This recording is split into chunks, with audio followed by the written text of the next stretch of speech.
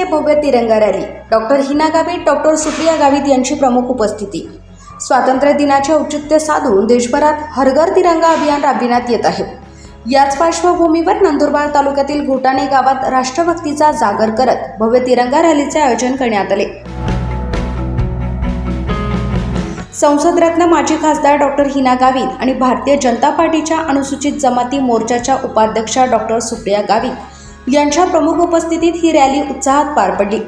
हातात तिरंगा आणि देशभक्तीच्या घोषणांनी घोटाणे गावातील वातावरण देशभक्तिमय झाले होते।